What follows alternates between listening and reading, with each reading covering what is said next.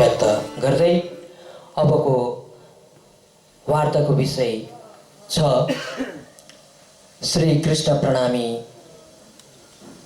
धर्म सिद्धान्तको वैज्ञानिक विश्लेषण र वार्ता प्रस्तुत गर्नुहुनेछ स्नेह भाइ जो हाम्रै पारिपट्टिका छिमेकी पनि हुनुहुन्छ, सँगसँगै यो नेपाली साहित्य क्षेत्रमा पनि अग्रज हुनुहुन्छ। त्यति मात्र नभएर प्राध्यापक सिक्किम विश्वविद्यालयका नेपाली विभागका प्राध्यापक श्री देवचन्द्र सुब्बा। अबको यो समय दिइरहेको छु श्री देवचन्द्र सुब्बा, प्राध्यापक सिक्किम विश्वविद्यालय।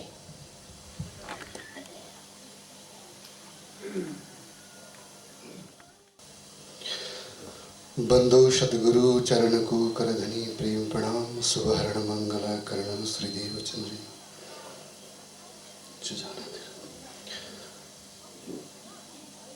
परमात्मा श्री राजश्यामा जी को चरण वृन्दमा साष्टांग प्रणाम। ब्रह्मलीन गुरुजी 108 मंगलदास जी महाराज को सम्झना र यस कार्यक्रमलाई आफ्नो अमृत वचन प्रदान गर्नुहुने मेरा जागनी गुरु श्री राजदास गुरुजी अनि सम्पूर्ण मेरा आत्मका साथी प्रणाम सुन्दर साथ जी सबैलाई मेरो करबद्ध प्रेम प्रणाम।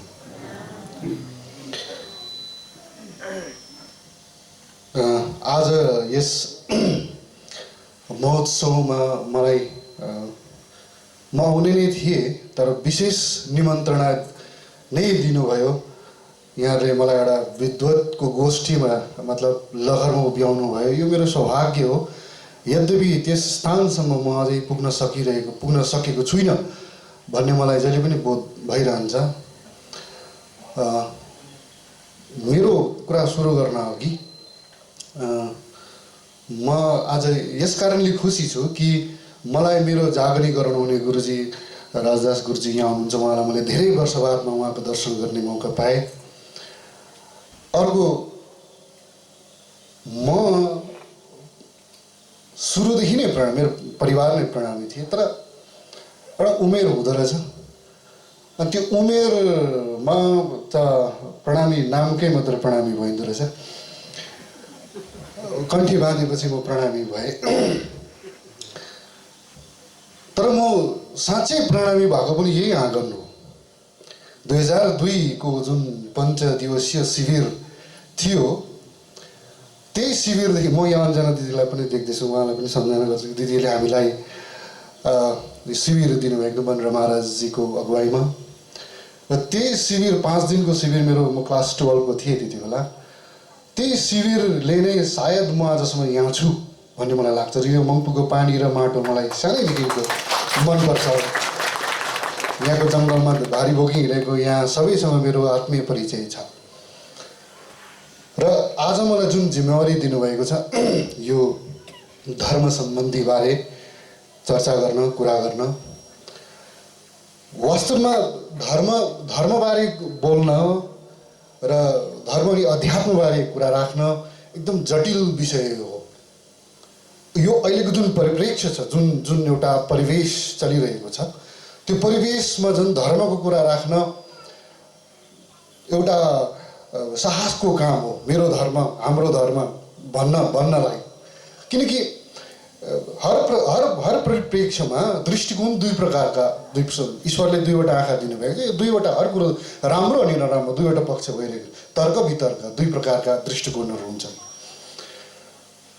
आजको युगमा धर्मको विषयमा कुरा गर्न, धर्मको विषयमा तर्क गर्न अथवा धर्मले लिएर आफ्नो विचारको अभिव्यक्ति दिने जुन क्रम छ त्यसलाई कट्टरतावादको दृष्टिले हेरिन्छ।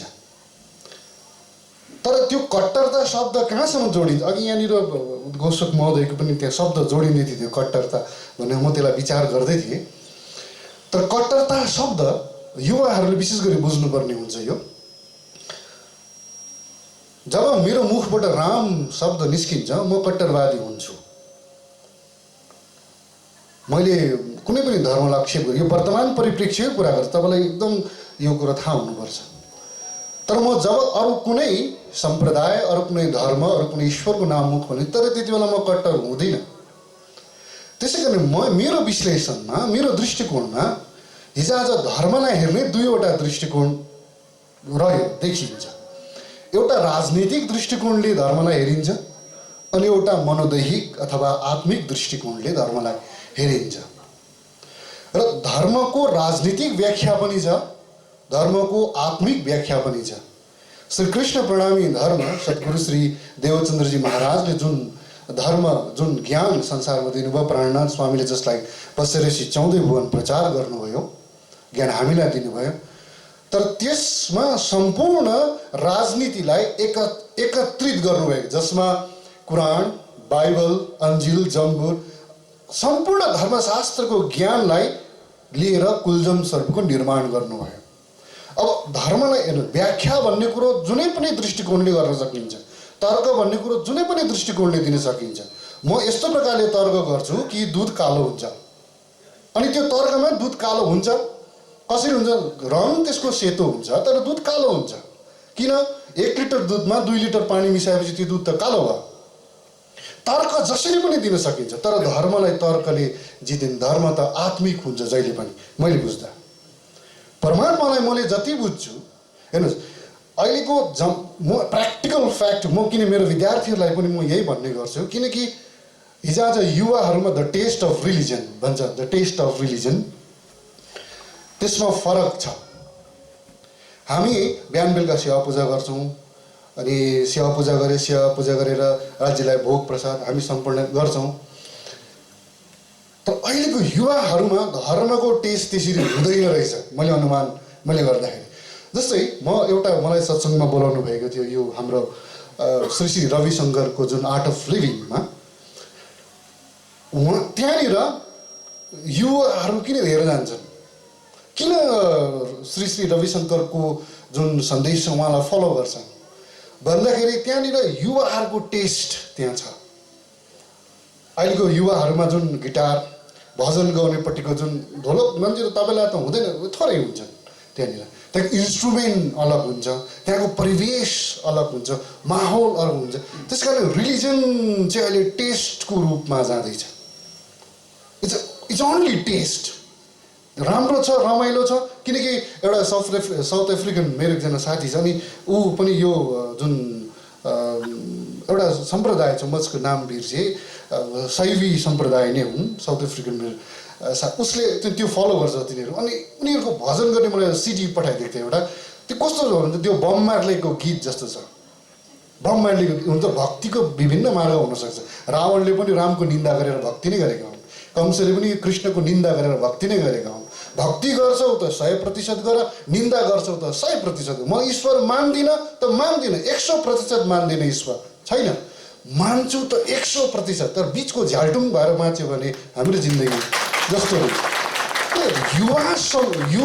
युवामा जुन म पनि एउटा त्यो उमेरबाट हुर्केँ। मेरो परिवारका सदस्यहरू यहाँ देख्दैछु, मेरो बडाहरू देख्नुहुँदैछ, उहाँहरूले मलाई चिन्नुहुन्छ कि म कस्तो थिएँ, किनकि म त्यो वेबाट आएको मान्छे। त्यसै कारण म यी कुराहरूलाई खुलेर छातीमा हात राखेर भन्न सक्छु। मैले त्यस दिन, यो शिविरको दिन मैले महाराजलाई मैले प्रतिज्ञा गरेको छु, अबको जीवन चाहिँ महाराजजी म तपाईँले दिनुभएको मार्गमा हिँड्छु भने मैले त्यो दिन प्रतिज्ञा पनि गरेको थिएँ। अनि म आजसम्म पनि म मेरो विद्यार्थीहरूलाई पनि त्यही कुरा गर्छु, किनकि हेर्नुहोस् अहिलेको शिक्षा प्रणालीमा हायर एडुकेसन, मलाई अलिक त्यो प्राइमेरी लेभल एडुकेसनमा म गइनँ। मैले हायर लेभल एडुकेसन मैले सुरुमै एमएदेखि मैले पढाएँ।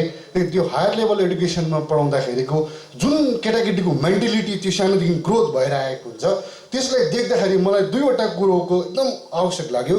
किनकि हामीलाई जुन शैक्षिक प्रणाली छ हाम्रो, त्यो शिक्षा त आवश्यक छ, त्यो शिक्षा एकदम आवश्यक छ। अहिलेको जमाना इङ्ग्लिस बोल्न जानेन, मल्टिल्याङ्गुअल भएन भने, विभिन्न भाषाहरू जानेन भने हामी पछाडि पर्छौँ। This is very important. तर त्यो सँगसँगै यदि हामीमा त्यो सैद्धान्तिक ज्ञान चाहिँ छैन भने हामी ओसामा बिन लादेनभन्दा फरक छैनौँ। लादेन पनि एकदम इन्टेलेक्चुअल मान्छे हो। उसले धर्मलाई पनि, उसले इस्लामलाई पनि उसले कट्टरता लिए, तर उनको त्यो व्यवहार अनि सिद्धान्तको जुन ज्ञान थियो त्यसलाई उसले ब्यालेन्स गर्न सकेन। त्यही भएर उसले विध्वंस भयो। अहिलेको युवाहरूले के बम पड्काउनु पर्दैन नि, दुईवटा कुरो नराम्रो भनिदिनुहोस्, फेसबुकमा ट्विटरमा दुईवटा कुरो नराम्रो लेख्नुहोस्, त्यसले समाज बर्बाद बनाउँछ। That is atom bomb. त्योभन्दा ठुलो एटम बम कुन चाहिँ हुन्छ? त्यसै गरी युवाहरूमा यो दुईवटा ज्ञानको सन्तुलन भएन रहेछ। भएन भने हामी अगाडि बढ्न सक्दैनौँ। एउटा कुरो याद गर्नुहोस् है, मेरो उमेरको अथवा म अलिकति कान्छ, लगभग मानिलिनुहोस् 20 देखि 25 देखि 30 सम्मका युवाहरूमा धर्मप्रति इन्ट्रेस्ट हुन्छ। धर्म प्रणामी धर्म हामी भन्छौँ नि, प्रणामी धर्मभन्दा महान केही छैन। It's absolutely true. मैले धेरै गुरुजीहरूसँग, धेरै धर्मका कुराहरूसँग मैले डिस्कसन गरेँ, मैले गरेको हुँ। अनि म जुन प्रकारले साहित्यमा समालोचना गर्छु, अनि म जुन मेरो एउटा फिल्ड मैले निर्माण गरेको छु कि माइक्रो रिडिङ, अहिले लिटरेचरमा माइक्रो रिडिङ भनिन्छ जसलाई, होइन, लिटरेचर अहिले कल्चरल स्टडिज भनिन्छ। लिटरेचर भने कथा कविता मात्र होइन, अब लिटरेचर अर्कै भइसकेको छ। तर त्यसमा म जुन प्रकारले काम गर्दैछु त्यसमा मैले माओवादी श्री प्राणनाथजीको जुन सूक्ष्म जुन एउटा सन्देश छ, अघि चाहिँ मूल प्रकृतिको कुरा हुँदै थियो, इभन इन साइन्स, मलाई साइन्सको कुरा, इभन इन साइन्स अहिले जुन चाहिँ साइन्समा केटाकेटी यहाँ स्टुडेन्टहरू होला, अहिले त्यो कस्मिक एकको कुरा हुँदैछ, स्पेस। अहिले हामी के हुँदैछ भने ग्रह यहाँ छौँ, त्यो ग्रह घुमेर बढेको होइन, खासमा यो स्पेस जुन चाहिँ यो खाली जग्गा छ यो फैलिँदैछ। यो साइन्स बुक्नु अलिक गाह्रो छ, यो फैलिँदैछ। एक दिन फेरि एउटा ठाउँमा हुन्छ, तर कस्मिक एक भन्छ, अनि त्यो फुट्छ, फेरि त्यो बिग ब्याङ थ्योरी हुन्छ। स्टेफन हकिङ्सको कुराहरू आउँदैछ। तर याद राख्नुहोस्, तपाईँले एउटा योभन्दा अगाडि म आउँदैछु, मेरो मेन पोइन्टमा आउँदैछु। योभन्दा अगाडि एउटा तपाईँले 2008-09 एउटा पिक्चर आएको थियो, अवतार भन्ने हलिउड मुभिज पिक्चर। त्यो अवतार मुभीमा पेन्डोरा ग्रह छ। त्यो पेन्डोरा ग्रहमा जाने जुन ज्याक जुन छ हिरो, तर त्यसको मेन शरीर चाहिँ मिसिनमा सुताएको छ। उसको त्यो एउटा सेन्सलाई, कन्साइन्स भन्छ, चेतनालाई लगेर त्यो पेन्डोरा ग्रहमा राख्छ, अनि अर्कै शरीर त्यही मान्छेको त्यहाँको ग्रहको मान्छे भएर बस्छ। उसले त्यहाँनिर कार्य सुरु गर्छ। यो हलिउड मुभीमा आएको नयाँ कन्सेप्ट हो, टेलिपेथीको नयाँ कन्सेप्ट हो। कुलजन स्वरूपमा हेरिहेर्नुहोस्, अब हामी कहाँ छौँ, हाम्रो परात्मा कहाँ छ? हामी त मूल मिलाउँछ, हाम्रो परात्मा कहाँ छ? हामी त संसार सपना हो, सबैलाई संसार सपना हो, संसार नाटक हो। सेक्सपियरले पनि भने, सरलाई थाहा छ, संसार पनि नाटक हो, हामी सबै पात्र हौँ त्यसका, रङ्गमञ्च हो, संसार रङ्गमञ्च हो। हामी त सेक्सपियरले भने थाहा छ यो ज्ञान पनि, तर त्यहाँ उठ्न गाह्रो छ। किन? बिर्स्यौ नि त। हेर्नुहोस् है, मैले यो भनेको तात्पर्य यो होइन कि व्यवहारलाई त्याग्नुपर्छ भन्ने कुरो होइन, व्यवहार पनि उत्तिकै महत्त्वपूर्ण हो। मेरो पनि छोरी छ, अनि बिहान म आउँदाखेरि छोरीले बाबा नजानुहोस् न भन्दा मेरो पनि मन दुखेको, किनकि मैले छोरीलाई छोडेर आउँदा व्यवहार पनि सत्य छ नि त। अद्वैतवादले ब्रह्मलाई सत्य माने, द्वैतवादले चाहिँ यदि ब्रह्मले संसार बनायो भने, संसार ब्रह्म सत्य छ भने संसार पनि सत्य हो, संसार पनि सत्य। किनकि यहाँको सत्यलाई हामी भौतिक सत्य भन्छौँ, त्यहाँको सत्यलाई आत्मिक सत्य भन्छौँ। यदि यो दुईटाको ब्यालेन्स हामीमा छ भने द टेस्ट अफ रिलिजन यहाँ आउँछ। द टेस्ट अफ गिटार बजाएर, ड्रम बजाएर भजन गाउनुमा बम मार्लेले जस्तो प्रकारले गीत गाएर, this is not the test of religion. Test of religion यहाँ बुझ्दै गएपछि यस्तो मजा आउँछ क्या, मजा आउँछ। तपाईँको विश्लेषण गर्दै गएपछि, म विशेष गरी योलाई भन्दैछु किनकि त्यो अध्ययन गर्दै गएपछि माओवादी स्वामी प्राणनाथले आजभन्दा 300 वर्ष अगाडि, 350 वर्ष अगाडि जुन ज्ञान दिनुभएको थियो, हलिउड मुभीको जुन हाइपोथेसिस छ त्यहाँ आउँदैछ भर्खर। यो कम्पेयर गर्नुहोस्। त्यसै कारण म भन्छु अहिलेको युवाहरूमा व्यवहारिक ज्ञान हुनु पनि आवश्यक छ, जुन चाहिँ यो संसार, अनि आध्यात्मिक ज्ञान हुनु पनि आवश्यक छ। अब धर्म अनि अध्यात्म यो दुईटा डिफ्रेन्ट विषय हो, दुईटा अलग विषय हो। धारयते इति धर्म, धारण गर्ने वस्तु धारण गरिने धर्म हो। अनि यसको धर धातु जुन चाहिँ छ, धातु धर्मको धर भनेको पक्रिनु, धर कसलाई? मलाई, धर्म मलाई पक्रि, धर्म त्यो हो नि त, धर्म। धारयते इति धर्म, मलाई पक्रिनु भनेको मेरो ज्ञानलाई, मेरो सिद्धान्तलाई पक्रिनु। त्यसै कारण व्यवहार पनि त्यत्तिकै महत्त्वपूर्ण छ। मैले हामी सबै मीरा र सन्त एकनाथ हुन त सक्दैन, हामी सक्दैनौँ नि त। म मेरो छोरा नानी छोडेर म परमात्मा आई क्यान डु द्याट। किनकि मलाई धर्मले यो पनि सिकाएको छ नि त, आमा बाउ पनि तिम्रो ईश्वर हो, परिवार पनि तिम्रो मन्दिर हो। अब त्यो मन्दिरलाई छोडेर उता म सक्दिनँ। त्यसै कारण म प्र्याक्टिकल्ली कुरा गर्दाखेरि मलाई व्यवहार त्यत्तिकै महत्त्वपूर्ण छ जतिको परमात्मा। तर म संसारमा बस, तर संसारलाई तिमी भित्र पस्न नदेऊ। संसारमा बस तर संसारमा तिमीले पस्न नदेऊ। तर त्यही दुईवटा ज्ञानको यो सन्तुलन, मन अनि विवेकको सन्तुलन, आत्मा अनि चेतनाको जुन सन्तुलन छ भने द टेस्ट अफ रिलिजन यहाँ आउँछ। विशेष गरी म युवाहरूलाई आग्रह गर्छु, त्यसै कारण धर्मलाई अगाडि बढाउनु। अब रेस्पोन्सिबिलिटी हाम्रो हातमा छ। हाम्रोभन्दा अगाडिकोहरूले बिचारा दुःख गरेर चन्दा उठाएर के प्रकारले मन्दिर खडा गरिदिनु भयो, शिविर गरिदिनु भयो। तर युवाहरू के छन् अहिले, धर्मको जुन प्रकारले रेस्पोन्सिबिलिटी लिनुपर्ने त्यो छैन। हामी मङ्गलधाम जाँदाखेरि, यहाँ दाजुहरू हुनुहुन्छ, हामी त्यहाँनिर मङ्गलधाम जाँदाखेरि हामी युवाहरूले त्यहाँनिर यति साह्रो सेवा गर्छौँ। हुन त अहिले समय त्यस्तो पनि छैन, तर म गएको बेलामा गर्छु आफूले भ्याए जति। तर त्यहाँ युवाहरू सबै अहिले त्यो अर्कै टेस्टतिर हुन्छ। त्यो भनिरहनु पर्दैन, तपाईँहरू बुझ्नुहुन्छ। युग 4 प्रकारका युगहरू भए।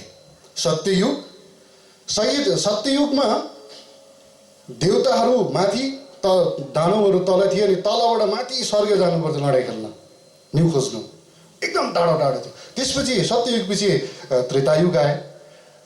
त्रेतायुगमा त्यो आकाश र पातालको फरक भएन, देशको फरक भयो, लङ्का जानु पर्यो राम। द्वापर युगमा त कहीँ पनि एउटै देशभित्र थियो, कृष्ण अनि कंस आफ्नै सम्बन्धभित्र थियो, मामा भानिज।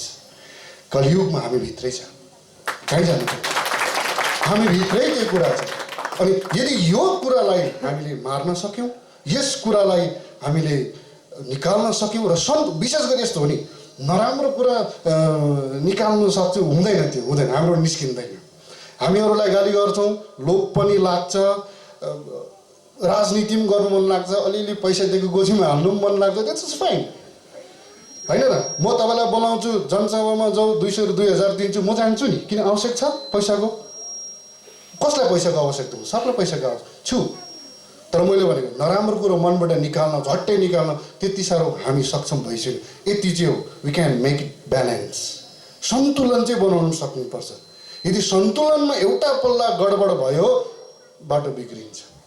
त्यही कारण ब्यालेन्स इज भेरी इम्पोर्टेन्ट। त्यही कारण ब्यालेन्स सिट राख्छ नि मार्च महिनामा बिजनेसम्यानहरू, त्यो ब्यालेन्स सिट कहाँ लस्ट एन्ड प्रफिट कहाँ छ त्यसैले देखिन्छ। र अहिलेका युवाहरू तपाईँहरूभन्दा, इभन मभन्दा पनि, मभन्दा मेरा सानो उमेरकाहरू बौद्धिक रूपले यति साह्रो विकसित छन्, हामी उसलाई भेट्न सक्दैनौँ। तपाईँको नानीलाई, तपाईँको छोरालाई फोन दिनुहोस् र उसको कम्प्युटर दिनुहोस्, तपाईँभन्दा धेर जान्दछ, मभन्दा धेर जान्दछ अहिलेको युवाहरूले। हर कुरो डाउनलोड गरेर इन्स्टल गरेर के गर्नु। तर मान्छेको छेउमा एउटा जोडले गाली गर्नुहोस् त, भोलि उसले घर छोड्छ। किन? म गएर रुखमा फल्छु पनि भन्छ, कतिले त फल्छ नि, हिजोआज के केटाकेटीहरू धेरै फल्छन्, कि नफुलिकन फल्छ, त्यो गलत कुरो हो। किन? म मेरो विद्यार्थीलाई त्यही भन्छु, सिक्किममा maximum suicide case, rate of suicide high छ सिक्किममा। देखिँदैन कि पेपरमा, तर हाई छ। किन? अहिलेको युवाहरूमा बौद्धिक रूपले मजबुत छ, उसले बुझ्छ, तर मानसिक रूपमा यति साह्रो कमजोर छ, यति साह्रो कमजोर छ। तपाईँ डराउनुपर्छ आफ्नो नानीसँग। हिजोआज हामीलाई त आमा बाउले लात्ता खेद्दा पनि केही पनि हुँदैन थियो, फर्केर त्यही घर जानु पर्थ्यो। तर हिजोआज तपाईँले 2टा गाली गर्न सोच्नुपर्छ नानीलाई। किन? घर छोडेर जान्छ कि कतै के पो भइदिन्छ कि। मानसिक रूपले यति साह्रो कमजोर छ हाम्रो युवाहरू आज। किन? त्यसले त्यो किन असर पर्छ? 2टा कुराको असर हो। एउटा त पक्कै पनि उसको संस्कारमा गडबड छ, पक्कै पनि संस्कारमा छ। अर्को के छ भने हाम्रो फास्ट फुड, विज्ञानले पनि भन्छ नि, फास्ट फुडमा जुन कुरा मिसिन्छ त्यसले हाम्रो स्टिमुलेटिङ हाई हार्मोन जुन चाहिँ छ, शरीरको हार्मोन, ग्रोथ हार्मोन जुन छ, त्यसलाई यति साह्रो ऱ्यापिडली त्यसले बढाउँछ कि हामी जस्तो मेरो छोरा त क्लास 10 पुग्यो नि, माध्यमिक दिन्छ। कति वर्ष पुग्यो? 11 वर्ष। अनि छोराले 11 वर्षमा माध्यमिक दिँदा खुसी हुन्छ अब, तर दिस इज भेरी डेन्जरस। किन? उसको माध्यमिक दिने लायकको ब्रेन भइसकेको छैन नि, म्याच्योर भइसकेको छैन। मेरो छोराले 15 वर्षमै कलेज सक्यो, उसको सानो उमेरमा कलेज सक्नु इज डजन्ट म्याटर, त्यो होइन। अहिलेको जमानामा कम्पिटिसन छ, तर यो चाहिँ कलेज लेभलको र यो चाहिँ माध्यमिक लेभलको हुनुपर्छ, अनि मात्रै यो मानसिक रूपले सक्षम बन्छ। र मेरो छोराले सानैमा ठुलो पढ्यो, त्यो प्रकारले सोच्नु इट्स भेरी डेन्जरस। म जहिले पनि क्लासमा कुरा गर्दाखेरि, म आफ्नो क्लासमा कुरा गर्दाखेरि म जहिले पनि परमात्मा, म बाहिर निस्किने बेलामा म हर प्रसङ्गमा, किनकि म भारतीय काव्यशास्त्र पढाउनुपर्छ, मैले पश्चिमी काव्यशास्त्र पढाउनुपर्छ, त्यो पढाउँदाखेरि विशेष गरी त्यसमा दर्शनका कुराहरू पर्छन्, विशेष गरी दर्शनका कुराहरू पर्छन्, पूर्वमा पनि पश्चिममा पनि। दर्शनको कुराहरू पढ्नु पर्दाखेरि म मेरो महामती श्री प्राणनाथजीको जुन मलाई ज्ञान दिनुभएको छ, जुन ज्ञान मैले पाएको छु, त्यो ज्ञान मलाई दिनु पाउँदा यति आनन्द मलाई अनुभव हुन्छ कि युवाहरूमा त्यो कुरो जागृत होस् भनेर यो मेरो एकदम बाई हार्ट फिलिङ्स मैले यो तपाईँहरूलाई म भन्दैछु। र त्यसै कारणले गर्दाखेरि एउटा कुरो, हाम्रो समस्या, युवाहरूमा एउटा समस्या, म पहिला मङ्गलधाम जान्थेँ, दर्शन गर्थेँ, गुरुजीहरूलाई प्रणाम गर्थेँ, तर मलाई के अनुभव हुन्थ्यो भने गुरुजीहरूले त मलाई त चिन्दैन, किन जानु, महाराजजीले हामीसँग त बोल्दैन त किन जानु, यो मेरो गट फिलिङ्स भित्र नि। अनि म पछि गुरुजी प्रणाम गरेँ, मेरो संस्कार प्रणाम, अरूसँग बोलेर हामीसँग त बोल्दैन लाग्छ नि, सबैलाई लागेको थियो, एब्सोल्युटली लाग्छ। मलाई पछाडि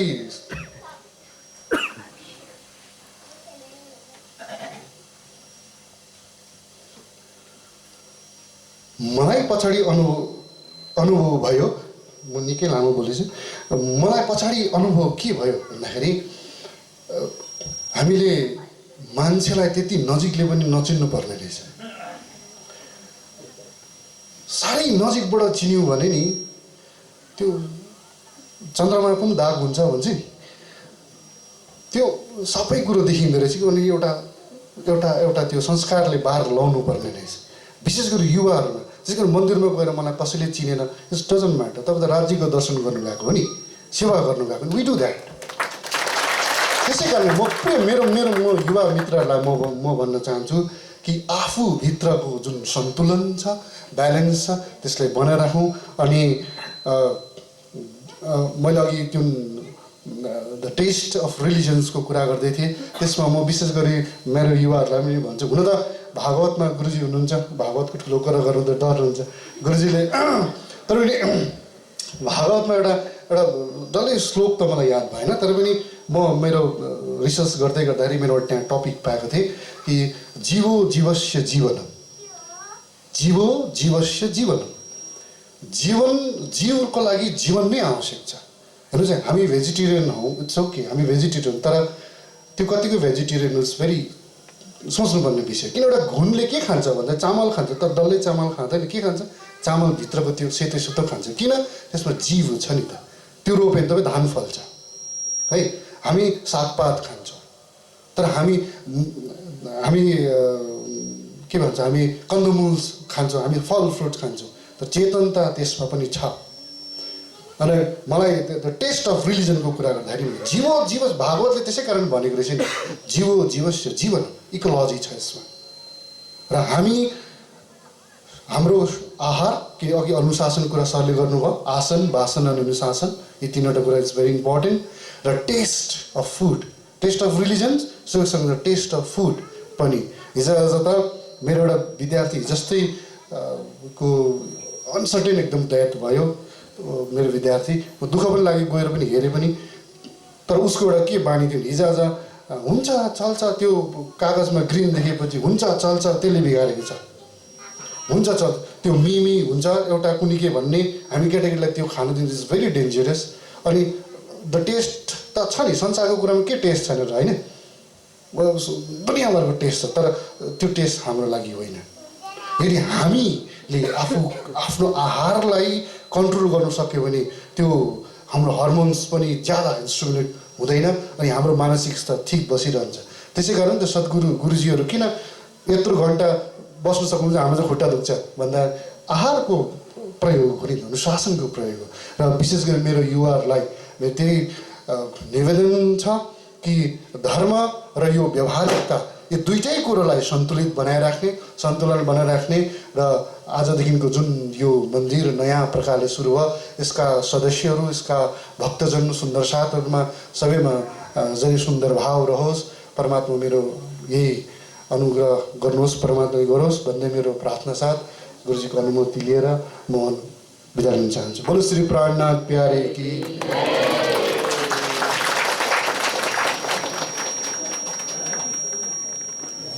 यति सुन्दर समय हामीसित छ, भोक पनि लाग्दैछ, भोकलाई हामी एकछिन पर राखौँ किनभने यस्तो छन् फेरि फेरि नमिल्ला है। त्यसले गर्दाखेरि अब सधैँ भोजन खाइ नै रहेका छौँ, खानामै जीवन हाम्रो बितिरहेको नै छ र यस्तो समय हामीलाई फेरि फेरि नमिल्ला। यसोसले केही छन् तपाईँहरूले धैर्य धारण गरेर, अघि मैले भन्दै थिएँ सियो खसेको आवाज पनि यहाँ हामीले सुन्नुपर्छ र यति राम्रो कुरा हामी समक्ष छ र केही छन् तपाईँहरूले धैर्य धारण गरेर बसिदिनुहोस् किनभने समय सापेक्ष मिलेको कुरालाई हामीले सार्थक बनाउनु छ है। इतिहासलाई म त्यो सोच्ने गर्छु, यो ठुलो कुरा गरे जस्तो हुन्छ है र इतिहासलाई इतिहासमा नै विलुप्त हुन दिनु हुँदैन। इतिहासलाई हामीले आफ्नो जीवनमा पनि उतारेर केही गर्नुपर्छ र स्नेह भाइ सँगसँगै उहाँ एउटा प्राध्यापक हुनुहुन्छ तर सधैँ भन्ने गर्नुहुन्छ दिपेनदा हामी हाई प्रोफाइलमा बस्नुहुन्न है, लो प्रोफाइलमा नै बस्नुपर्छ। जति बेला हामी भेट हुन्छौँ यही कुराहरू हुन्छ र आजको यो समयमा हामी दिशाहीन भइरहेका छौँ, विशेष गरी हामी युवा पिँढी भौँतारिरहेका छौँ र हामी भाइले भन्नुहुँदै थियो हामी सधैँ यही कुरा गर्छौँ, हामी प्रणामी हौँ तर हामी आफ्नो धर्ममा कतिको जागरुक छौँ, कतिको अघि मैले यही कुरा गर्दै थिएँ कतिको कट्टर छौँ। कट्टरता भन्ने कुरा यहाँ भाइले राख्नुभयो, लचिलोपन हामीमा आइसकेको छ। आजभन्दा 400 वर्ष अगाडि महामती प्राणनाथ स्वामीले यो धर्मलाई यहाँ प्रादुर्भाव गर्नुभयो। उहाँको कसनी उहाँमा त स्वयं राज्यको वासना हुनुहुन्थ्यो र पनि संसारमा आएर यो प्रणामी धर्मको एउटा प्रवर्तक रूपमा आएर कतिको कसनी गर्नुभयो। सँगसँगै आएर आजसम्मको सन्तहरूले जतिको एउटा कसनी गरिरहनु भएको छ अब त्यसलाई हामी युवा पिँढीले पनि अगाडि बढाउनु छ र त्यो आजको यो युवा पिँढीमा एउटा भौतिक सँगसँगै आध्यात्मिक सन्तुलन हुनुपर्छ भन्ने खुबै सुन्दर कुरा भाइले राख्नुभयो है र हामी आभार व्यक्त छौँ। यो समयमा उहाँहरूले आफ्नो अमूल्य समय दिनुभयो। आदरणीय पी अर्जुन सर, भाइ श्री देवचन्द्र सुब्बाले आफ्नो समय दिनुभयो र उहाँप्रति आभार गर्दै अब केही छन् हामी दिइहालौँ यो गोष्ठीलाई किनभने यस्तो समय फेरि फेरि नमिल्ला र मैले यहाँहरूसँग सरसल्लाह गर्दै र अबको यो समय हामी दिइरहेका छौँ र विषय छ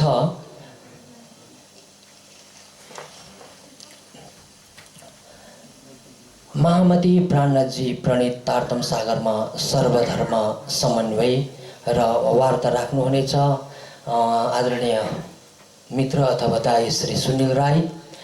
कारगिलमा बगेको गोर्खाको रगत एकाङ्की सङ्ग्रह, यात्राका मुक्तक सङ्ग्रह, गुरुजी मङ्गलदासजीको जीवनी दर्शन अनुसन्धात्मक पुस्तक, नेपाली साहित्य युवा पुरस्कारले सम्मानित व्यक्तित्व, गुरुजी श्री मोहन प्रिय आचार्य अर्ध शताब्दी जीवन यात्रा 2006मा प्रकाशित विभिन्न सङ्घ संस्थाहरूसित संलग्न, वर्तमान समयमा सन्त रोबर्ट्स उच्चतर माध्यमिक विद्यालयका सहशिक्षक नेपाली विभाग र उहाँलाई आफ्नो यो वार्ता राखिदिनु हुन म हार्दिक अनुरोध गरिरहेछु।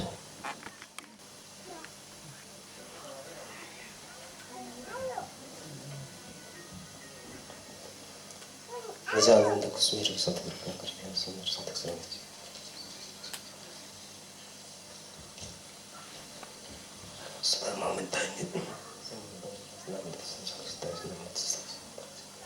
कृष्ण कन्हैया लाल की जय। प्रातस्मरणीय गुरुजी श्री 108 मङ्गलदासी महाराजको सम्झना गर्दै गर्दै व्यासपीठमा आसीन मङ्पू बिच कमान रम्बीलाई जगाउँदै 50 वर्षको यो घुम्तीमा ल्याइ पुर्याउनु हुने तथा मलाई स्वयं दीक्षा प्रदान गर्नुहुने मेरा परम पूज्य गुरुजी श्री राजप्रसाद ढुङ्गेलज्यू, आयोजक समितिका पदाधिकारीगण, वार्ताकारको रूपमा उपस्थित विद्वत वार्ताकार पी अर्जुनज्यू, आदरणीय डाक्टर राजकुमार छेत्रीज्यू, प्रिय भाइ प्राध्यापक देवचन्द्र सुब्बा लगायत विभिन्न सङ्घ संस्था यत्रतत्रबाट आउनुभएका विद्वतजन, धर्म प्रचारिका साध्वी अञ्जना अनि यहाँ उपस्थित मेरा आदरणीय मातापिता दाजु दिदी भाइ बहिनी लगायत सबैमा एकैचोटि प्रणाम टक्राउँदैछु। प्रणाम। मलाई सेन्ट रोबर्ट्स स्कुलको सरभन्दा पनि साहित्यकार निकै पुरस्कार पाएको मान्छे भन्दा पनि यो केवल एउटा रम्बी खोलाले छेकेको पुबुङ बस्तीबाट आएको अनि बिच कमानभित्रकै मङ्पूभित्रकै एकजना सदस्य नै भन्दा साह्रै राम्रो लाग्छ। तसर्थ मलाई आफ्नै परिवार सम्झिदिनु होला, आफ्नै छोरा सम्झिदिनु होला, मलाई अरू कोही नसम्झेर आफ्नै भाइ आफ्नै साथी सम्झिदिनु हुन निवेदन गर्दै तपाईँहरूको अगाडि म यो छोटो वार्ता राखिरहेछु। विशेष मलाई विषय दिएको छ महामती प्राणनाथजी प्रणीत तारतम सागरमा सर्वधर्म समन्वय। सृष्टिको इतिहास पल्टाएर हेर्नु भने भारतवर्षको कथा अति गरिमामय छ। भारतको धरोहर हो आध्यात्मिकता। धर्मबाट सुरु भएको ठाउँ हो भारत। यही ठाउँबाट त्रेता युगमा द्वापर युगमा विश्व प्रसिद्ध ढुङ्गामा खोपेको अक्षर जस्तो इतिहास निर्माण भयो, महाभारत रामायण। अनि यही ठाउँबाट ऋषिमुनिहरूको प्रादुर्भाव, यही ठाउँ साधना गर्ने ठाउँ, विश्वभरिका महत् व्यक्तित्वहरूले यहाँ आएर तपस्या गरेको ठाउँ। अनि सबैभन्दा ठुलो कुरो संसारमा सबैभन्दा पहिला सर्वधर्म समन्वयको बोध गराउनु हुने महामती प्राणनाथजीको जन्म भएको ठाउँ हो यो भारत। त्यसैले म कुनै महामती प्राणनाथजी प्रणीत तारतम सागर अन्तर्गत तारतम दीक्षा पाएको व्यक्ति भन्नुमा म गर्व गर्छु। किनभने संसारमा जति पनि धर्महरू छन् त्यस धर्ममा समन्वय गर्ने अथवा धर्मको निचोड रूपमा ल्याइकन वास्तविक धर्म यो हो भन्ने सबैभन्दा पहिलो व्यक्ति प्राणनाथ स्वामी हुनुहुन्छ। अनि इतिहास पल्टाएर हेर्दा प्राणनाथ स्वामीभन्दा अगाडि कसैले पनि यस्तो महत् कार्य गर्नुभएको थिएन। भारत तब नै धन्य बन्यो जब गुजरातको जामनगरमा 28 सेप्टेम्बर 1618 अथवा विक्रम सम्वत 1675 आश्विन चतुर्दशी तिथिको दिन माता धनबाई र पिता केशवराय ठाकुरको पुत्रको रूपमा महामती प्राणनाथजीको जन्म भयो। बाल्यकालदेखि नै उहाँ तीक्ष्ण बुद्धिका हुनुहुन्थ्यो। प्रत्येक कुरा खोजिरहनुहुन्थ्यो। एउटा अद्भुत प्रतिभा थियो उहाँमा। अनि त्यो खोज्ने क्रममा त्यति बेला नौतनपुरी धाम अहिलेको जस्तो स्थापित भइहालेको थिएन। एउटा सानो त्यो मेडी मन्दिर भन्छ त्यहाँनिर सतगुरुजीले कथा प्रवचन गर्नुहुन्थ्यो। त्यहाँ भागी जान्थ्यो। त्यति बेला जागने भएको थिएन, न त केशवराय ठाकुर, न धनबाई, न त स्वयं प्राणनाथजी। अनि त्यहीँ गएर धर्मचर्चा सुन्दा सतगुरु महाराजप्रति आकर्षित भएर केवल 12 वर्षको उमेरमा 1630मा उहाँ जागने हुनुभयो र प्रणामी धर्ममा सबभन्दा पहिला जागने हुने व्यक्ति नै प्राणनाथजी हुनुहुन्छ। यसको मतलब प्राणनाथजी भन्दा अगाडि धर्म थिएन, प्रणामी धर्म थिएन, होइन, थियो। सतगुरु देवचन्द्रजीले सुरु गर्नुभएको हो। तर शिष्यत्व ग्रहण गरेर त्यसलाई अगाडि बढाउने पहिलो व्यक्ति चाहिँ महामती प्राणनाथजी हुनुहुन्छ। अनि 16 गुरुजीको आज्ञा भएपछि उहाँमा केही देख्नुभयो तब नै पहिला त्यसै जसलाई पायोस् उसैलाई दीक्षा दिइन्थेन, कण्ठी दिइन्थेन।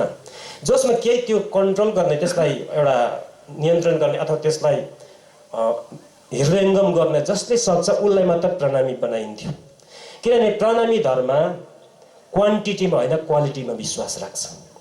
किनभने जहिले पनि जहाँ पनि यहाँनिर अहिले क्वान्टिटी देखाउने, सङ्ख्या देखाउने कम्पिटिसन छ, तर त्यो होइन। प्रणामी धर्ममा चाहिँ सङ्ख्या चाहिँदैन, त्यहाँनिर गुणवत्ता चाहिन्छ। यसै कारण सतगुरु देवचन्द्रजीकोमा कथा सुन्नु त्यसरी थुप्रै आउँथे, तर किन प्राणनाथ स्वामीलाई नै दिए भन्दाखेरि उहाँकोमा एउटा विलक्षण प्रतिभा थियो। त्यहाँ हेरेर त्यहाँ भित्रको कुराहरू देख्ने क्षमता उहाँमा थियो। त्यो देखेर उहाँलाई सर्वप्रथम कण्ठी दिनुभयो। अनि 1646 उहाँलाई, त्यति बेला चाहिँ भारतमा मुगलहरूको जगजगी थियो। झन् त्यति बेला त मुगलमा अरू त ठिकै थिए, शाहजहाँसम्म ठिकै थिए बाबरदेखि। औरङ्गजेबमा आइसकेपछि हजरत मोहम्मदको कुरानलाई आधार गरेर उहाँले आफ्नो राजनीति गर्थे। अनि कुरानमा के लेखिएको छ त्यो कसैले देख्नु हुन्थेन। अहिले पनि इस्लाम धर्ममा नारीहरूले अथवा अरू साधारण व्यक्तिहरूले मुल्ला बाहेक त्यो कुरान पढ्नु पाउँदैन अहिले पनि। र अब कुरानमा के छ हजरत मोहम्मदले नराम्रो त भनेको थिएन होला, तर औरङ्गजेबले चाहिँ त्यो फरमान जारी गर्यो, त्यो अरूले पढ्नु पाउँदैन भनेपछि त्यहाँनिर भएको त्यो ज्ञानमा चाहिँ के छ, सबैलाई चाहिँ इस्लाम बनाऊ, सबलाई यो कुरानको अनुयायी बनाऊ भनेको छ भनेर चाहिँ उनीहरूले जबरजस्ती मुस्लिम बनाउँथे। नारीमाथि अत्याचार थियो, साधारण जनतामाथि अत्याचार थियो। त्यसमा राजनैतिक कारण पनि छ। उहाँ एउटा स्ट्रङ भएर बस्ने एउटा उहाँको उद्देश्य पनि थियो। उहाँको चौकी कहिले नगिरोस् भन्ने उसको उयो त्यो उद्देश्य पनि थियो। त्यसै कारण त्यसको गलत सन्देश दिएर औरङ्गजेबले त्यसरी अत्याचार गरिरहेको थियो। जबरजस्ती मुस्लिम बनाइन्थ्यो। विशेष गरी हिन्दूमाथि उहाँहरूको दबदबा थियो। त्यस्तो स्थितिमा अब डाइरेक्ट औरङ्गजेब भएकोमै जानु त भएन। अनि सद्गुरुले प्राणनाथजीलाई खाडी मुलुक, अरब लगायत खाडी मुलुकको परिभ्रमणमा भेज्नु भयो, पठाउनु भयो। अनि उहाँले 1646 मा अरब लगायत खाडी मुलुकको यात्रा गर्नुभयो। अनि भारतमा मुगलहरूको जगरगी र इस्लाम धर्मको वास्तविकता बुझ्नु नै उहाँलाई पठाइएको थियो। किनभने यो दिल्लीबाट सुरु भएको होइन, यो मुगल मतलब यो इस्लाम धर्म यो खाडी मुलुकबाट सुरु भएको। अनि त्यही ठाउँमा गएर चाहिँ यता आएर त्यो खोज्नु त डरसरी थियो। अनि त्यो जहाँबाट उत्पत्ति भएको थियो त्यही ठाउँमा चाहिँ पठाइयो। त्यहीँ गएर बस्दा बस्दा उहाँले चाहिँ संसार कुरान मात्र होइन संसारको सबै धर्म ग्रन्थको अध्ययन गर्नुभयो। अध्ययन गरेर उहाँले त्यो अध्ययन गरेर फर्किँदाखेरि यता सद्गुरु महाराजको धामगमन पनि भयो। अनि गुरुबारीमा 1655 मा उहाँलाई राखियो। तर त्यहाँ पनि विभिन्न प्रकारको षड्यन्त्रहरू भए। राम्रो काम गर्नेलाई कहिले पनि राम्रो हुँदैन, विभिन्न प्रकारको विघ्न बाधाहरू आउँछ। अनि उनीलाई बिहारीजी भन्ने कुराहरू तपाईँले त्यो भनिरहनु पर्दैन, मैले जेलमा हालिने काम पनि भयो। हफ्सा, जामनगरको हफ्सा जेलमा उहाँलाई राखियो, महामती प्राणनाथजीलाई। कुनै डरलाग्दो कारण होइन, उनलाई चाहिँ बन्द गरियो भने यो हिन्दू धर्म फैलिँदैन, हिन्दू धर्ममाथि अझै प्रेसर गर्नु पाइन्छ। अर्को कुरो गुरुपुत्र बिहारीजीको षड्यन्त्र अनि उहाँको त्यो खेमा त्यस्तो थियो। उहाँहरूको षड्यन्त्रद्वारा महामतीजीलाई जेलमा राखिने काम भयो। जेलभित्र बस्नु उहाँको लागि सौभाग्य भयो। उहाँको लागि मात्र होइन, प्राणनाथजी जेलमा पर्नु भनेको हाम्रो लागि पनि सौभाग्य हो।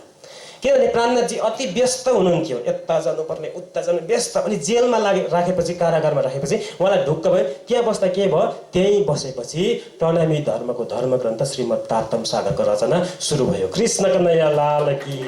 तारतम सागरको नव रचना गर्ने उहाँको फुर्सदै थिएन, त्यति साह्रो व्यस्त थियो। अनि जेलमा राखेपछि तपाईँहरूलाई थाहा छ धर्मशास्त्र तारतम सागरमा 14वटा खण्ड छन् अनि 18,758 चौपाई छन्। अनि 14वटा खण्डमध्ये पहिलो, सबैभन्दा पहिलो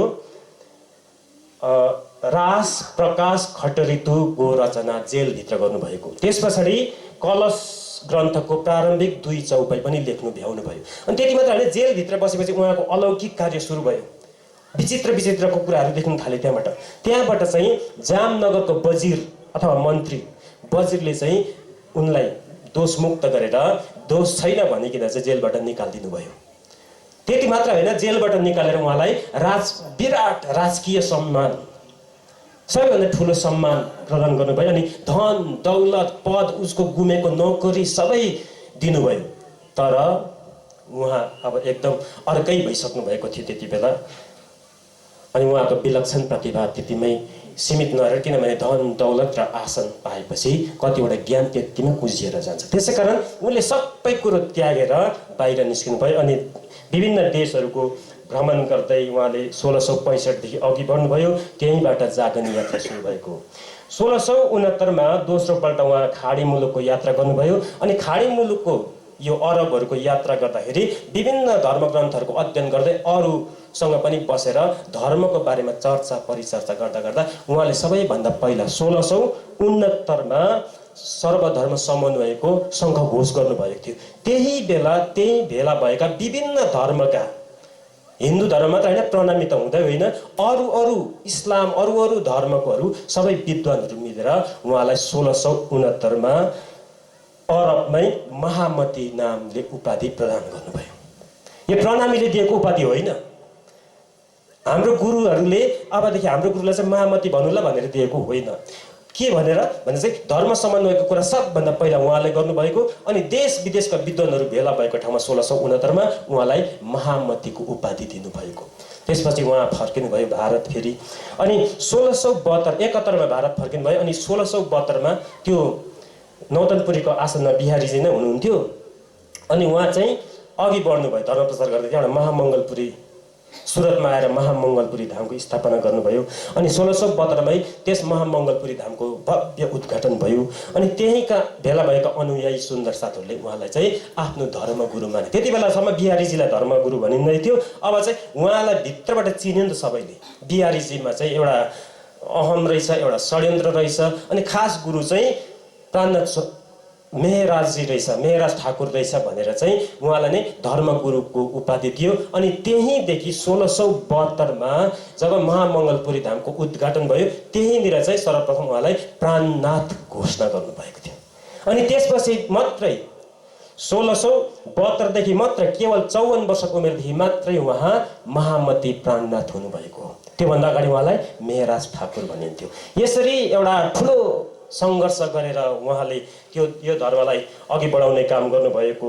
अनि सबैभन्दा ठुलो कुरो उहाँले यसरी सर्वधर्म समन्वय, विश्वभरिको धर्म एउटै हो। अनि एउटै भनेको छ, एउटा जस्तै घामलाई कहिले सन भन्छ, कहिले रवि भन्छ, कहिले भास्कर भन्छ, कहिले दिनकर भन्छ, कहिले हिमकर भन्छ इत्यादि भन्छ। तर घाम चाहिँ घाम नै हो नि त भनेर चाहिँ उहाँले बुझाउने काम गर्नुभयो। अनि उहाँले तारतम सागरका 14वटा खण्डमध्ये सनन्द र खुलासामा चाहिँ यो कुराको बेसी महत्त्व दिनुभएको छ। अनि यो 1657 हप्सा कारागारदेखि सुरु भएको यो तारतम सागर लेख्ने काम 26 वर्षमा पुरा गर्नुभयो। एक दिनमा, एक रातमा, एक महिनामा, एक वर्षमा पुरा गर्नुभएको होइन तारतम सागर। के 26 वर्षभित्रमा चाहिँ तारतम सागर लेखिसक्नुभयो। अन्तमा उहाँले यता पन्नामा आएर पद्मावती पुरी धामको स्थापना गर्नुभयो। त्यहीँ बसेर उहाँको वृद्ध पनि भइसक्नु भएको थियो। अनि त्यहीँ बसेर चाहिँ तारतम सागरको अन्तिम अध्याय समाप्त गर्नुभयो। यसरी 26 वर्षको लेखनले, 26 वर्षको अध्ययनले लेखिएको तारतम सागरमा 18,758 चौपाई छ। अनि यसमा विभिन्न भाषाहरू छन्, एउटै भाषामा लेखेको छैन। यसमा छन् संस्कृत, हिन्दी, सिन्धी, जाटी, गुजराती, फारसी, अरबी र ब्रज भाषा छन्। 14 मध्ये प्रत्येक खण्डको आफ्नै विशेषता छ। मैले अघि भनिसकेँ। जसरी वेद, 4वटा वेदमा एक-एकवटा अलग, ऋग्वेदको अलग्गै विशेषता छ, यजुर्वेद, सामवेद, अथर्ववेदको अलग्गै विशेषता छ, त्यस्तै 14वटै खण्डको अलग अलग विशेषता छ। अनि तारतम सागरलाई हामी तारतम सागर मात्र नभएर प्राणनाथ बाणी भनिन्छ, श्रीमुख बाणी भनिन्छ, स्वरूप साहिब भनिन्छ। यसको विभिन्न नामहरू छन्। कुलजम स्वरूप भनिन्छ। त्यसै गरी शास्त्रादिमा यसलाई राजविद्या पनि भनिन्छ, ब्रह्म विद्या पनि भनिन्छ, अथवा पराविद्या पनि भनेर उल्लेख गरेको छ तारतम सागरलाई। महामती प्राणनाथजीले विश्वका सम्पूर्ण धर्मको अध्ययन गरेपछि त्यही धर्मको सार तत्त्वको रूपमा चाहिँ तारतम सागरको रचना गर्नुभएको थियो। यसरी तारतम कुरानले अर्कै कुरो भन्यो भनेर होइन जेहादको कुरा गर्यो भनेर चाहिँ त्यो गलत प्रचार गर्दै गर्दा सर्वधर्म समन्वयको कुरा गरिकन महामती प्राणनाथजीले विश्वलाई एउटा बन्धनमा बाँध्ने काम भयो। त्योभन्दा अगाडि कसैले गर्न सकेको थिएन र यसमा खुलासा र सनन्दमा चाहिँ धर्म समन्वयको कुराहरू उल्लेख गरिएको छ। धर्म समन्वय भनेको जोड्नु हो, समन्वय भनेको जोडिने काम। किनभने हामीले आफ्नो आफ्नो धर्मलाई अलग अलग प्रकारले संज्ञान गर्यो भने होइन विवेचना गर्यो भने विश्लेषण गर्यो भने विभिन्न प्रकारको झगडा हुन्छ, विश्वमा अशान्ति हुन्छ। त्यसैकारण सबै धर्मको सार एउटै हो भन्ने कुरा चाहिँ सर्वधर्म समन्वय हो।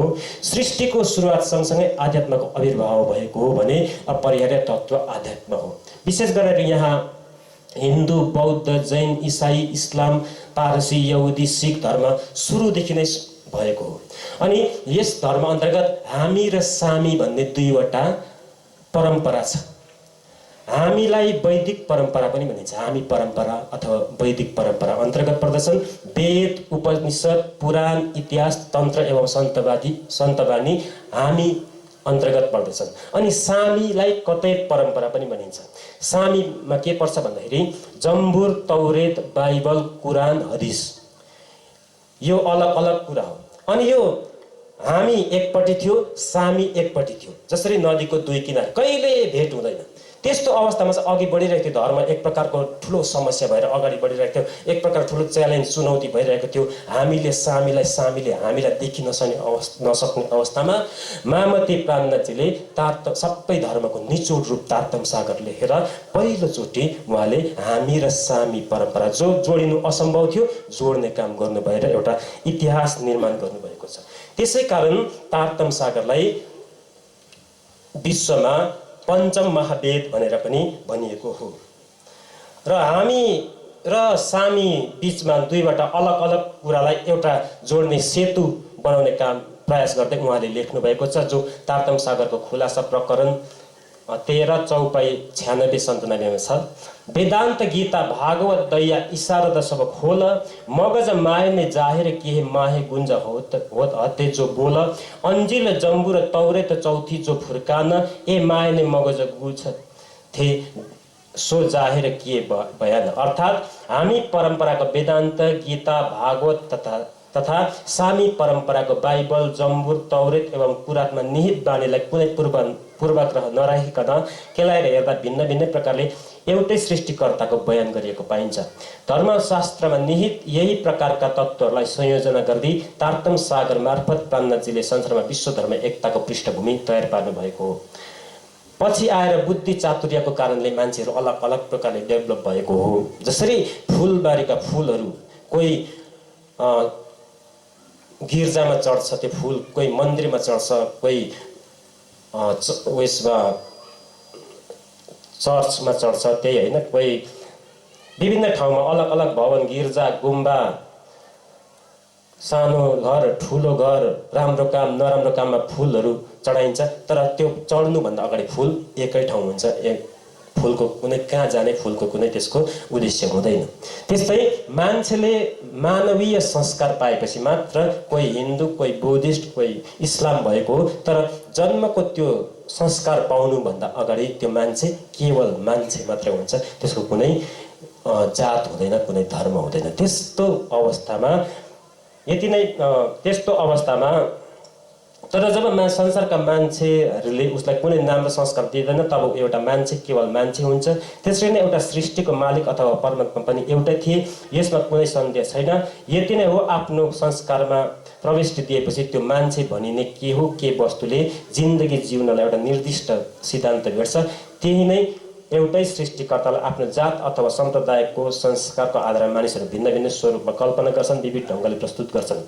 स्तुति मात्रै गरे केही थिएन, तर सृष्टिकर्ताको त्यही स्तुतिका पद्धतिलाई लिएर झगडा गर्छन्। अनि सृष्टिकर्ता त्यही सृजना माझ वैमनस्यता उत्पन्न भइरहन्छ। अनि धर्मलाई एकअर्कामा समस्या बनाइदिएको छ। धर्म वास्तवमा समाधान हो, तर अहिलेको युगमा मानिसहरूको गलत प्रयोगले गर्दा, गलत आह्वानले गर्दा, गलत उद्देश्यले गर्दा धर्म एउटा समस्या बनाइदिएको छ। त्यसैकारण धर्मले गर्दा झगडा भइरहेको छ। यहाँनिर विश्वमा सबभन्दा ठुलो आतंकवाद इस्लाम धर्मबाट सुरु भएको, किनभने इस्लामिकहरू चाहन्छ सबैले इस्लाम हुनु चाहिँ हजरत मोहम्मदले चाहिँ सबै धर्मलाई एउटै सम्झिनु भनेको जिहाद भनेको त्यो हो। तर अरू उनीहरूले के बुझे, प्रचार गर्नेले सबैलाई चाहिँ इस्लाम धर्म बनाऊ भनेको बुझ्यो। अन्त नै यहाँ आइएस सुरु भएको, सबलाई इस्लामिक स्टेट बनाउनु खोज्छ। जस्तै त्यो इस्लामिक स्टेटको केन्द्रस्थल अहिलेको हो सिरियामा, त्यही सिरियाबाट सुरु भएको। अहिले सिरियामा जुन प्रकारको हिंसा भइरहेको छ नि त्यो धर्मले गर्दा भएको। त्यहाँनिर प्रशासकसँग च्यालेन्ज छ। अनि अर्को जस्तै रसिया फ्रान्सहरूले त्यहाँबाट अघि बढ्नु दिएको छैन, युएनओ पनि अमेरिका पनि अघि बढिरहेको छ। त्यो धर्मशास्त्रको गलत व्याख्याले गर्दा त्यस्तो भएको। सबलाई इस्लाम बनाउन खोजिरहेका छन्। तर महामती प्राणनाथजीको सिद्धान्त अनुसार सबैलाई जोडेर चाहिँ हामीले शान्ति स्थापना गर्नुपर्छ भन्नु खोजेको। यसै प्रसङ्गमा महामती प्राणनाथजी भन्नुहुन्छ तारतम सागर किरन्तनमा, हिन्दू मुस्लिम रे फिरंगी कई जाते होदी बोदी जैन अपार बादेशो ब्रोध बधारिया करी अगनी उदेकार।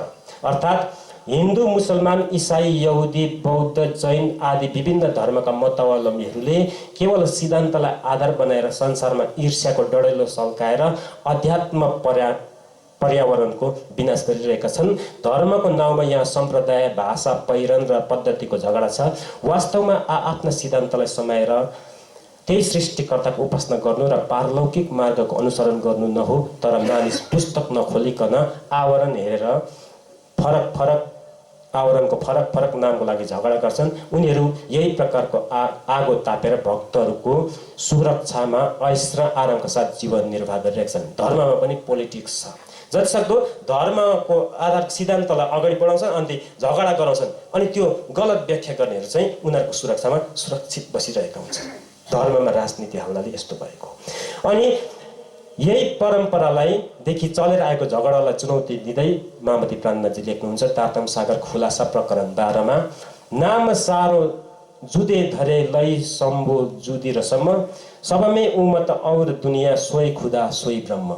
अर्थात खुदा र ब्रह्म एउटै सृष्टिकर्ताका नाउँहरू हुन्, तर दुनिया यही फरक फरक नाउँको पछि लागेर झगडा गरिरहेका छन्। यसै गरी तारतम सागरको बडा क्यामत नाम एक चौपाईमा लेखिएको छ। पहिलो चौपाईमा, आए ईसा मोहम्मद और इमाम सब कोई आए करो सलाम पर न देखो आँखो जहेरी दिल दिदे देखो चित्त धरी।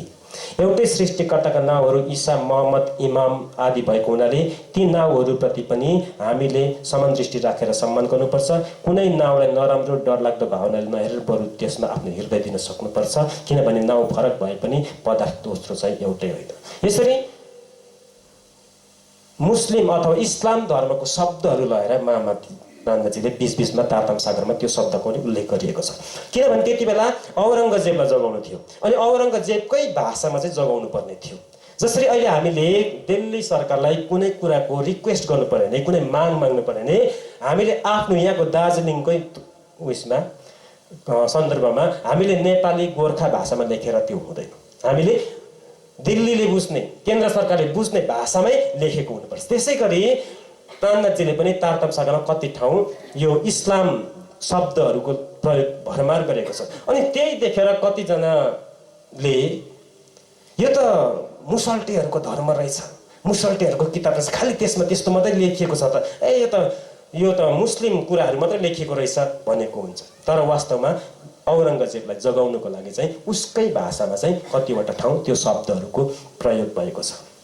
यसै सन्दर्भमा महामती प्राणनाथजी भन्नुहुन्छ परम्परादेखि आएको यही झगडालाई चुनौती दिँदै उहाँ लेख्नुहुन्छ, नाम सारो जुदे धरे, माफ गर्नुहोला, अर्थात खुद आए ईसा मोहम्मद और इमाम सब कोई आए सलामत पर न देखो आँखो जहेरी दिल दिदे चित्तो धरी। अथवा सृष्टिकर्ताका नाउँहरू भिन्न भिन्न भए पनि सबैको उद्देश्य एउटै हो। यसै गरी अर्को ठाउँ उहाँले भन्नुभएको छ, जुदे जुदे नामे गाउँ ही जुदे जुदे भेष अनेक चिन कोही झगडो आपमै धनी सबका एक। तारतम सागर सनन्द प्रकरण 41 चौपाई 72 मा उहाँले यो कुरा के भन्नुभएको भन्दाखेरि, नाम र सिद्धान्त फरक हुन सक्छ, त्यसमा चढाएको वेशभूषा र रङ पनि एउटै नहुन सक्छ, तर मालिक एउटै हुन्। हामीले राखेको नाउँलाई उनीहरूले समर्थन गरेनन् भनेर झगडा गर्नु हुँदैन। वास्तवमा धर्मको नाउँमा संसारमा विभिन्न वैमनस्यता उत्पन्न भइरहेछ। त्यो केही पनि होइन, केवल कतिपय स्वार्थी नेताहरूको आडमा चल्ने प्रशासन र राष्ट्रले आफ्नो शक्ति देखाउन खोजेको मात्र हो, त्यसको गलत प्रयोग गरिएको मात्र हो। कुरानलाई आधार गरेर मुस्लिमहरूले राजनीति गरिरहेका छन्, त्यसै गरी हाम्रो धर्ममा पनि उनीहरूले अतिक्रमण गर्न खोजिरहेका छन्। तर धर्मबीच वैमनस्यता उत्पन्न गराएर जुन प्रकारले यहाँ अशान्ति फैलाउने काम गरिरहेको छ, त्यो वास्तवमा तथाकथित गुरुहरूको स्वार्थ र भक्तहरूको भ्रम मात्र हो। अध्यात्मको निचोड खोजेर हेर्नुभयो भने त्यसमा विभाजन भन्ने तत्त्व छँदै छैन। जो हिन्दू, मुसलमान, बौद्ध, इसाई, यहुदी, जैन, सिख सच्चा हेरिरहेका छन्, उनीहरूले सबैमा आफैलाई देख्छन्, अर्कोमा पनि आफ्नो स्वरूप देख्छन्। आफ्ना रीति अनुसार प्रभु सुमिरन गर्छन्, तर नाउँको मोहमा लागेर आपसमा झगडा गर्दैनन्। आज हर धर्मका अनुयायीहरू अनावश्यक कर्मकाण्ड, बाह्याचरण, कुप्रथा, आडम्बर, चमत्कार तथा अहमका शिकार बनिरहेका छन्। वास्तवमा धर्मले मानव बीच कहिले पनि विभाजन ल्याउँदैन, यो त आचरणको झगडा मात्र हो। तर आज कतिपय धार्मिक व्यक्तिहरू जुट्नुको अपेक्षा टुट्नुतिर बेसी ध्यान दिन्छन्। सबै आफ्नो अहङ्कारमा डुबेका छन्। रणा प्राणनाथजी भन्नुहुन्छ, ब्राह्मण कै हम उत्तम, मुसलमान कै हम पाक, दो मुठी एक ठौर कि एक राख दुजी खाक। तारतम सागरको सनन्द प्रकरण 40 चौपाई 42 यो कुरा उल्लेख के भनिएको भन्दाखेरि हिन्दू ब्राह्मण आफूलाई सर्वोत्तम मान्छन्, मुसलमान पनि आफूलाई नीच देखाउन खोज्दैनन्। उनीहरू भन्छन् हम पाक, अर्थात् हामी सबैभन्दा पवित्र हौँ। यसरी नै सबै सम्प्रदायका पण्डितहरू आफूहरू नै अन्य सम्प्रदायभन्दा उपल्लो स्तरको रहेको प्रचार गर्छन्। तर आफ्नो प्रचार प्रसार जसरी गरे पनि वास्तवमा मृत्युपछि सबै जलेर खाक हुन्छन् अथवा एउटै माटो हुन्छन्। यो सब जान्दै पनि कोही पनि आफ्नो बडप्पन अथवा अहङ्कार छोड्न तयार हुँदैनन्। बरु कसैले यस प्रकारको सत्यहरूको प्रकाश गरिदिए त्यसमाथि हमला बोल्नु पनि उनीहरू हिचकिच्याउँदैनन्। यस प्रकार धर्ममा अहङ्कार आउनाले नै संसारमा भयावह स्थिति सृजना भएको भन्ने धेरैजसो विद्वानहरूको मत छ। एकै धर्मभित्र समेत आज एकता छैन। सिद्धान्त, आचरण र विचारमा मतभेद भएपछि धर्म अथवा सम्प्रदायका तथाकथित पण्डितहरूले एउटै समूह बीच पनि ठूलो पर्खाल खडा गरिदिएका छन्। हिन्दू सम्प्रदायमा शैवी र वैष्णव बीच एउटा पर्खाल छ। इसाईहरू रोमन, क्याथोलिक र प्रोटेस्टेन्टमा विभक्त भएर मार्टिन लुथरकै पालादेखि एक आपसमा लड्दै आएका छन्। अहिले त इसाईहरूभित्र र हिन्दूभित्र यति धेरै पन्थ परम्परा विद्यमान छन् कि हातका औँलाहरूमा गन्नु पनि सकिँदैन। यसै गरी मुसलमानभित्र सिया र सुन्नी, बौद्धभित्र महायान र हिनायन, जैनभित्र दिगम्बर र श्वेताम्बर आदिमा विभक्त भई आपसमै एउटै धर्मभित्र पनि शत्रुताको भाव उत्पन्न भइरहेको छ। यसरी एउटै नाउँका इष्टदेवलाई उपासना गर्ने अनुयायीहरू बीच पनि सिद्धान्त र संस्कारको मतभेदले गर्दा नै यति ठुलो समस्या उत्पन्न भएको हो। अपितु निष्कलङ्क बुद्ध अवतारको रूपमा यस धरतीमा महामती प्राणनाथजीको आगमन हुनुको मूल उद्देश्य नै युगदेखि चलेर आएको यस प्रकारका साम्प्रदायिक खिचातानीको भावनालाई मेटाएर शान्ति स्थापना गर्नु हो भन्ने विद्वानहरूको मत छ। यही मूलभूत तथ्यलाई पुष्टि गर्दै तारतम सागरको एउटा चौपाई यस गूढ कुराको खुलासा यसरी गर्दछन्। खुलासा 13/89 साहेब आए इन जिने करज करने तीन, सो सबका झगडा मेटके यह दुनिया या दिन। अर्थात् धर्म बीचको झगडा मेटाउन, दुनिया वा संसार चिनाएर मृत्युपछिको दिव्य परमधामको मार्गमा प्रकाश प्रदान गर्न अनि दीन दुखीहरूको उद्धार गर्न जस्ता 3वटा प्रमुख कार्य लिएर प्राणनाथजीको जन्म भएको हो। कथनी र लेखनीमा मात्र नभएर करनीमा समेत उहाँले सर्वधर्म समन्वयका यावत पहल गर्नुभएको हो। आफ्ना हिन्दू र मुसलमानहरू बीच रहेको आम जिज्ञासालाई निवारण गर्दै उहाँले जुन प्रकारले हिन्दूहरू सृष्टिकर्ता, पालनकर्ता र संहारकर्ताको रूपमा क्रमशः ब्रह्मा, विष्णु र महेशलाई मान्छन्, त्यसरी नै तिनलाई नै मुसलमानहरू मेकाइल, अजाजिल र अजराइल भन्छन् भन्ने कुरा बताइदिनु भयो। इस्लाम धर्ममा नासवान फरिस्ताहरूको चर्चा भए जस्तो हिन्दू धर्म ग्रन्थमा तिनीहरू नासवान देवी देवताको रूपमा देखिन्छन्। यसरी नै हिन्दू र इस्लाम धर्म बीच रहेको एकात्मक तत्त्वहरू उजागर गर्दै प्राणनाथजीले उपनिषद, भागवत, पुराण आदिमा निहित सृष्टि, उत्पत्ति र विस्तारलाई नै अर्कै भाषामा इस्लाम धर्म ग्रन्थले पनि चर्चा गरेको कुरो स्पष्ट पारिदिनु भयो। हिन्दू मतमा जुन मर्त्यलोक, वैकुण्ठ, अक्षरधाम र परमधामको वर्णन पाइन्छ, ती स्थानहरूलाई मुसलमानहरू क्रमशः नासुत, मलकुत, जबरुत र लाहुत भनेर जान्दछन्। यसैसँग सम्बन्धित वेदशास्त्रका 4 दर्जाहरू कर्मकाण्ड, उपासना, ज्ञान र विज्ञान काण्ड कर्मलाई कुरानमा शरीयत, तरिकत, हकीकत र मार्फत नाउँमा पाइन्छ। तथापि कतिपय अरू धर्म ग्रन्थहरूले यी ठाउँको चर्चा गर्न नसकेर एउटा स्वर्ग र एउटा कर्मकाण्डमा मात्र सीमित रहेका छन्। यसै प्रसङ्गमा उल्लेख गर्दै महामती प्राणनाथजीका एक होनहार अनुयायी तथा उहाँका प्रतिपादित श्रीकृष्ण प्रणामी धर्ममा गुरुजी नामले चिनिनुहुने एकमात्र विद्वान पुरुष गुरुजी श्री 108 मङ्गलदासी महाराजले भन्नुभएको छ, काल गाई काली गोरी लाली पाङ्ग्री जस्तो सुकै किन नहोस् तर दुध भने सबैको एउटै हुन्छ। शास्त्र अनेक छन्, सार भने एउटै हुन्छ। वास्तवमा महामती प्राणनाथजीको तारतम सागरको विश्लेषण गर्नु भने धेरै समय लाग्छ। यस तारतम सागरद्वारा संसारमा सर्वप्रथम धर्म समन्वयको एउटा माइल खुट्टी सुरु भएको। यसरी सर्वधर्म समन्वयको दृष्टिले हेर्नु भने निसन्देह महामती प्राणनाथजीको विचार र चिन्तन सम्प्रदायवादभन्दा धेरै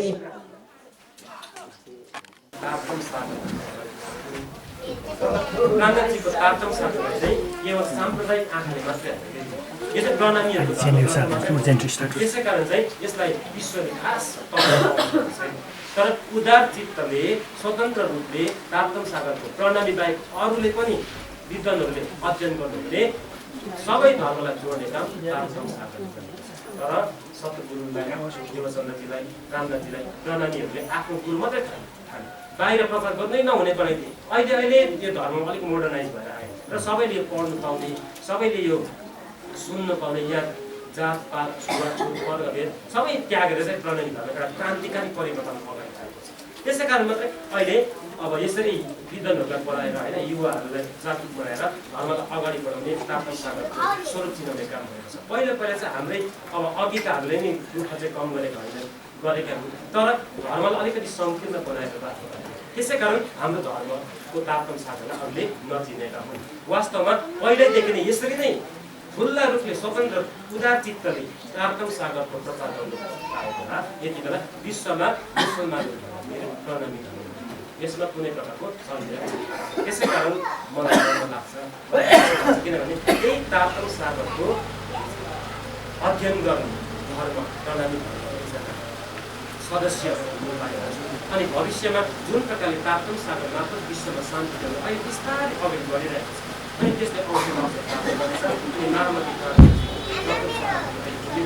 एक जग्गा 17औं शताब्दी वर्षको सदस्य हुन्छ कि महामती प्राणनाथजीको सन्देशले हामीले खुल्ला हृदय सबैले गुरुजी नै हुनुपर्छ भन्ने छैन, सबैले महाराज नै हुनुपर्छ भन्ने छैन, सबैले गेरुवा वस्त्र धारण नै गर्नुपर्ने भन्ने छैन। तर प्यान्ट सर्ट लाएर पनि हामी धर्म प्रचार गरौँ, कुर्तामा पनि हामी धर्म प्रचार गरौँ, आफ्नै प्रकारले आफ्नै लेभलबाट आफ्नो साथीभाइहरूलाई झकझकाउने कोसिस गरौँ। यसो गरे महामती प्राणनाथ 4औं शताब्दीको उद्देश्य पुरा हुन्छ। अनि तारतम सागरले जे भन्नु खोजिरहेको छ त्यसले एक दिन अवश्य लक्ष्य प्राप्त हुनेछ भन्ने मलाई सन्देश दिँदै तपाईँहरूलाई सन्देश दिँदै म मेरो यसरी 4औं शताब्दी पालन गर्दै तपाईँले राम्रो सुन्दर मन्दिरको निर्माण गर्नुभयो। अनि एउटा नयाँ प्रकारको कार्यक्रम आयोजन सायद पहिलोचोटि होला यो भेगमा गर्नुभयो। त्यसको निम्ति हामीलाई धेरै धेरै बधाई दिँदै यस कार्यक्रममा सम्पूर्ण कार्यक्रमहरूलाई पनि धन्यवाद र साधुवाद अर्पण गर्दै मेरो